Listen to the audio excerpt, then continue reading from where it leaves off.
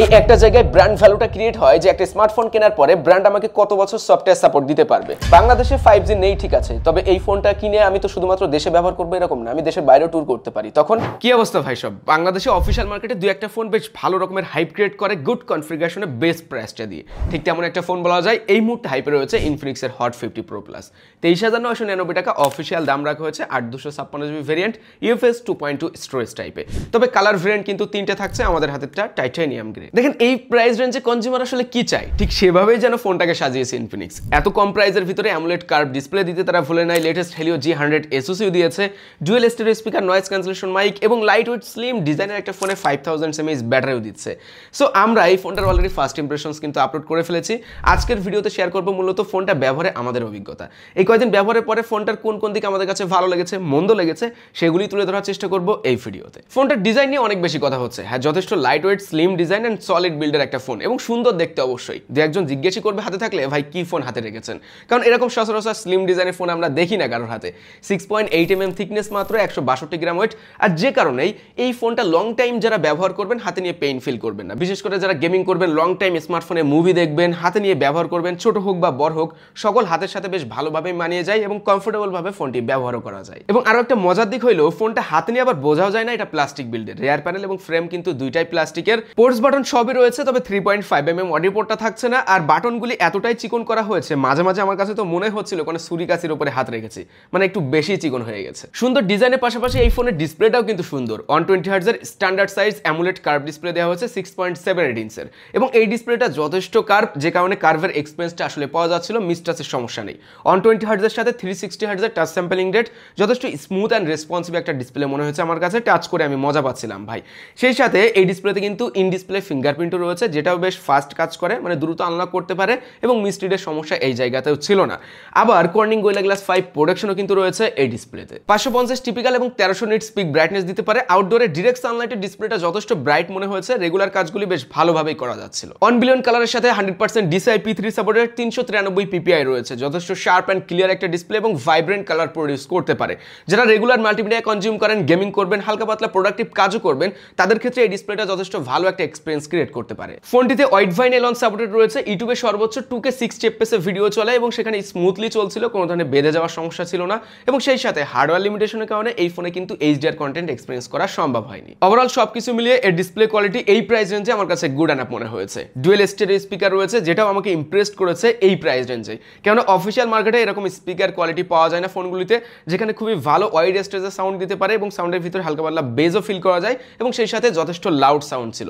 ফুল ভলিউমে কিছুটা ডিস্টরশন পাবেন, 90 to 95% volume রাখলে গুড একটা সাউন্ড এক্সপিরিয়েন্স করতে পারবেন এই ফোন থেকে। আর এই ফোনের সাউন্ড কোয়ালিটি এত ভালো হওয়ার পিছনে কারণও কিন্তু রয়েছে, কারণ এই ফোনটায় সাউন্ড টিউন করেছে JBL, উপরে ফ্রেমেই লেখা রয়েছে সাউন্ড বাই JBL। রেয়ারে 50 মেগাপিক্সেল ওয়াইড অ্যাঙ্গেল এবং 2 মেগাপিক্সেল ডেপথ ক্যামেরা রয়েছে। এই প্রাইস রেঞ্জে ভাই ক্যামেরাতে যদি OIS-টা দেওয়া হতো পুরা খেলে দিত, শুধু ক্যামেরাতে না ফোনটাই পুরা খেলে দিত। যাই হোক, 50 মেগাপিক্সেল ক্যামেরা হিসাবে কেমন কোয়ালিটি পেলাম। শুরুতে পোর্ট্রেট মোডের ইমেজ কোয়ালিটির কথা বলি। এজ ডিটেকশন ভালো করেছে, কিছু কিছু ছবিতে ভালো বলতে বাধ্য হয়েছে, আবার কিছু কিছু ছবিতে একটু খাপছাড়া খাপছাড়া ভাব দেখেছি। মোটামুটি বলা যায় প্রাইস রেঞ্জে ভালো পোর্ট্রেট ইমেজ তোলা যাবে। ব্যাকগ্রাউন্ড বোকেটাও ন্যাচারাল লাগছিল, কালার টোনটাও ঠিকঠাক ধরে রাখতে পেরেছে, খারাপ লাগছিল না ইমেজগুলো। ডেলাইটের ছবিগুলো একেবারে খারাপ করেনি, ন্যাচারাল কালার টোন এখানেও পেয়েছি। হালকা পাতলা একটু বুস্টেড কালার দেয়, যেটা ওই সবুজ লাল একটু বাড়িয়ে দিচ্ছিল, মানে রেডি টাইপের ইমেজ পাওয়া যাচ্ছিল, তবে ওইটা খুব একটা সমস্যা মনে হয়নি। ডাইনামিক রেঞ্জে একটু হেরফের মনে হয়েছে, কিছু কিছু ছবিতে ডাইনামিক রেঞ্জে অস্ট আউট হয়ে যাচ্ছিল, আবার কিছু কিছু ছবিতে ডাইনামিক রেঞ্জ আমার ভালোই মনে হচ্ছিল, মানে এটা কন্ট্রোলে ছিল না। একটু ব্যালেন্সড করা গেলে ছবিগুলো দেখতে আরো ভালো লাগতো। লাইট ভালো পেলে মানে এক কথায় ডে লাইটে ভালো ছবি তুলতে পারে এর ক্যামেরা, তবে লো লাইটে এসে ইমেজ কোয়ালিটি কিছুটা হলেও ড্রপ করে। আমরা যতগুলো ছবি তুলেছি হালকা পাতলা গ্রেইন অ্যান্ড ইমেজগুলোকে সফট করে ফেলে, সেই সাথে ইমেজের ভিতরে শার্পনেসও কমে আসে। যেমনটা দেখেন আমরা পোর্ট্রেট মোডে যে ছবিগুলো তুলেছি সেখানে কিন্তু এজ ডিটেক্ট ভালো করতে পারলেও ইমেজের ভিতরে ফেস টোনের ভিতরে কালারটা ঠিক মনে হয়নি, হোয়াইট ব্যালেন্সটাও অতটাও অ্যাকুরেট মনে হয়নি এবং জুম করে ছবি তুললে আবার অস্ট আউট ছবি পাচ্ছিলাম। সেই সাথে ফেসের ভিতরে শার্পনেসেরও কিন্তু কমতি ছিল। রেয়ারে 2K 30 fps ভিডিও শুট করা যায়, 2K দিয়ে শুট করার সময় EIS কাজ করে না, 1080p 30 fps ভিডিও শুট করার সময় আবার EIS কাজ করছিল, সেই সময় ভিডিওটা যথেষ্ট স্টেবল মনে হয়। 2K তে ভিডিও রেজোলিউশন ভালো থাকলেও ওই সময় কিন্তু ভিডিও আবার স্টেবিলিটি ভালো পাওয়া যায় না। ফ্রন্ট ক্যামেরা 13 মেগাপিক্সেল, আর এখান থেকে খুব বেশি ন্যাচারাল টাইপের ছবি পাবেন, মানে কালার কোনোটাই আপনি বুস্টেড এখান থেকে পাবেন না, সবকিছু যেন একেবারে ন্যাচারাল তোলা হয়েছে। বিশেষ করে ফেস টোনটাও এরকমই মনে হবে। আর যে ব্যাপারটা অনেকের কাছে ভালো না লাগতে পারে, ব্যক্তিগতভাবে আমার কাছে এরকম ন্যাচারাল ছবি ভালো লাগে। তবে 13 মেগাপিক্সেল হিসাবে ইমেজ কোয়ালিটি যথেষ্ট ক্লিয়ার অ্যান্ড শার্প মনে হচ্ছে, ইমেজের ভিতরে যথেষ্ট ডিটেলসও রয়েছে। ফ্রন্ট ক্যামেরাতে 2K 30fps এ ভিডিও শুট করা যায়, এখানেও 1080p 30fps এ ভিডিও শুট করার সময় এআইএস কাজ করে, আর 2K 30fps এ ভিডিও শুট করার সময় আবার এআইএসটা কাজ করে না, যে কারণে 2K 30fps এ ভিডিওগুলো বেশি ওয়াইড মনে হবে, মানে হাতটাকে অতটাও দূরে ধরা লাগে না। এত পাতলা ফোন হইলেও ইনফিনিক্স এই ফোনে 5000 mAh ব্যাটারি দিয়েছে এবং যেখানে 33 ওয়াটের ফাস্ট চার্জিং সুবিধাও রয়েছে।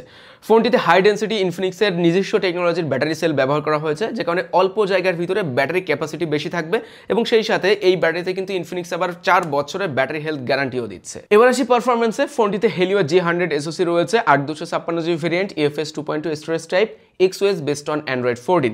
তবে কত বছর আপডেট পাবো বা কয়টা আপডেট আসবে সেই সম্পর্কে ইনফরমেশন কিন্তু ক্লিয়ার করা নাই। এই একটা জায়গায় ব্র্যান্ড ভ্যালুটা ক্রিয়েট হয় যে একটা স্মার্টফোন কেনার পরে ব্র্যান্ড আমাকে কত বছর সফটওয়্যার সাপোর্ট দিতে পারবে।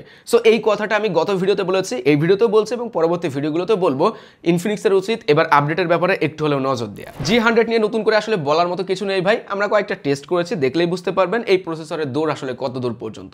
তবে দিন শেষে 4G ফোন আর 4G প্রসেসর, আমি এই ব্যাপারটা একদমই মানতে পারি না, কেননা বাংলাদেশে 5G নেই ঠিক আছে, তবে এই ফোনটা কিনে আমি তো শুধুমাত্র দেশে ব্যবহার করবো এরকম না, আমি দেশের বাইরেও ট্যুর করতে পারি, তখন 5G তো এক্সপিরিয়েন্স করতে পারবো না।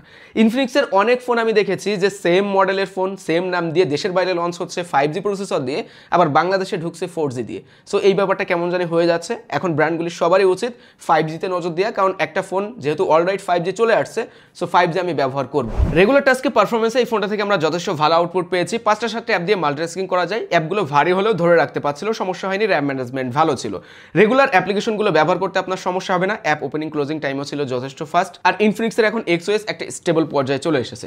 আগের ওএসগুলো নিয়ে আমরা অনেক কথাবার্তা বলতাম, ওএস ভারী, ওএস এর ভিতরে বাগ ল্যাগের দেখা মিলে, বাট ওই সমস্যাগুলো কিন্তু এই ফোনে একদমই ছিল না। যদি এটা গেমিং ফোন না, তারপরেও মনের ভিতরে তো সুরসুরি জাগবে যে 2-1টা গেম খেলি। হ্যাঁ, আমরা বেশ কিছু গেম ট্রাই করেছি যেখানে PUBG স্মুথ 40 FPS এ খেলা যাচ্ছিল। 40 FPS এ গেমিং করার সময় খুব একটা সমস্যা ফেস করে নিয়ে যদি কিনা আমি লং টাইম গেমিং করি, দেখা যাচ্ছে লং টাইম খেলতে গেলে হালকা পাতলা ফোনটা গরম হয়ে যায়, সেই সময় আবার ইন্টেন্স মোমেন্টে এসে কিছুটা ল্যাগ এবং স্মুথনেসের ঘাটতি চোখে পড়ে।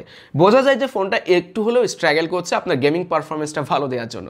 যাই হোক, ব্যাটারি ব্যাকআপটা আবার ওই সময় ভালো ছিল, 30 মিনিট গেমিং করে আমাদের চার্জ খেয়েছে মাত্র 8%। সহজ কথা বলতে গেলে এখনকার যুগে যে হাই গ্রাফিক্সের গেমগুলো রয়েছে সেগুলো আপনি লো টু মিডিয়াম সেটিংসে মোটামুটি ভালোভাবেই খেলতে পারবেন। শখের বসে 2-1টা গেম ট্রাই করতে পারেন, সেই হিসাবে এই ফোনটা গেমিং পারফরমেন্স অতটা খারাপ আপনাকে দিবে না। এবার আসি বাকি বিষয়গুলোতে। IP54 রেটিং রয়েছে ফোনটিতে, হালকা পাতলা হয়তো ছিটে ফোটা পানি এবং ডাস্ট থেকে ফোনটা সুরক্ষিত থাকবে এবং ব্লুটুথ ওয়াইফাই ব্যবহার করতে কোনো ধরনের সমস্যা হয়নি। NFC-ও থাকছে এই ফোনটায়, যেহেতু নয়েজ ক্যান্সেলেশন মাইক রয়েছে এবং সেই সাথে এয়ার স্পিকারের সাউন্ডটাও যথেষ্ট লাউড ছিল, আপনি ক্রাউড প্লেসে লাউডলি কথাগুলো শুনতে পারবেন, কথা বলতে কোনো ধরনের অসুবিধা হচ্ছিল না। এখন আসি 23,999 টাকায় অফিসিয়াল মার্কেটে এই ফোনটা আসলে কেমন হলো। কিছুদিন আগে আমরা হট 50 প্রো রিভিউ করেছিলাম, সেটার সাথে এটার পারফরমেন্স অ্যান্ড ক্যামেরা দুইটাতে সিমিলারিটিস রয়েছে, কোনো ধরনের পার্থক্য নেই। সো দুইটা ফোন পারফরমেন্স আর ক্যামেরার জন্য একদমই একই রেজাল্ট আপনি পাবেন। সো এবার আসি তাহলে 23,999 টাকায় একটু বেশি টাকা দিয়ে এই ফোনটা আপনি কেন কিনবেন। প্রথমত আপনার ডিসপ্লের জন্য কিনতে হবে এবং দ্বিতীয়ত আপনি কিনবেন এর ডিজাইনের জন্য, যেটা এই প্রাইস রেঞ্জে মাল্টিমিডিয়া কনজিউম করায় কোনো ধরনের ঘাটতি চাচ্ছেন না। আপনার অবশ্যই অ্যামোলেড ডিসপ্লে প্রয়োজন, ভালো মানের ডিসপ্লে প্রয়োজন, কার্ভ ডিসপ্লে থাকবে, সেই সাথে গুড লুকিং অ্যান্ড স্লিম ডিজাইনের একটা ফোন প্রয়োজন, তাহলে এই ফোনটা আপনি সিলেক্ট করতেই পারেন। তাহলে সর্বশেষ কেমন লাগলো ভিডিওটি সেটা কিন্তু কমেন্ট করে জানাতে হবে। অবশ্যই লাইক করবেন। সবাই ভালো থাকবেন, আল্লাহ হাফেজ।